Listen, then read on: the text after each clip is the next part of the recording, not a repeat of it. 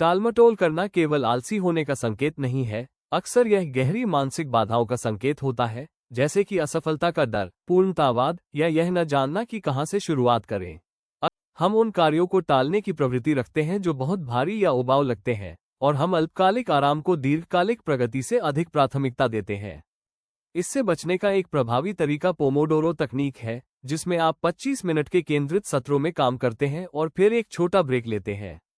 ये तरीका प्रभावी इसलिए है क्योंकि हमारा दिमाग स्वाभाविक रूप से छोटे छोटे ध्यान केंद्रित करने के चरणों में बेहतर काम करता है। इससे मानसिक थकान कम होती है और कार्य शुरू करना आसान लगता है। एक और प्रभावी तरीका है प्रलोभन बंडलिंग या टेम्पटेशन बंडलिंग। इसमें आप किसी जरूरी कार्य को किसी पसंदीदा गतिविधि के साथ जोड़ते हैं। उदाहरण के लिए, आप केवल अपने पसंदीदा पॉडकास्ट को तभी सुनने की अनुमति दें जब आप कोई उबाऊ काम कर रहे हों। इससे आपका मस्तिष्क उत्पादकता को आनंद से जोड़ना सीखता है।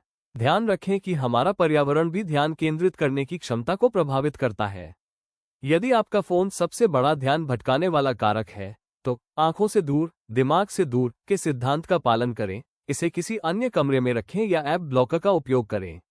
यदि पृष्ठभूमि का शोर समस्या है, तो सफेद शोर अर्थात व्हाइट नॉइस या शांत संगीत आजमाएं। छोटे छोटे परिवर्तनों से ध्यान केंद्रित करने की क्षमता में बड़ा अंतर आ सकता है। अंत में, यदि आप खुद को बार बार यह कहते हुए पाते हैं, सिर्फ 5 मिनट और, तो 2 मिनट नियम अपनाएं। यदि कोई कार्य शुरू करने में 2 मिनट से कम समय लगता है, तो उसे तुरंत कर लें। अक्सर एक बार जब आप शुरू करते हैं, तो गति आपको आगे बढ़ाती रहती है। मुख्य बात यह है कि खुद के लिए शुरुआत करना आसान बनाएं और देरी करना कठिन। छोटे छोटे बदलाव लाने से बड़ा असर देखा जा सकता है।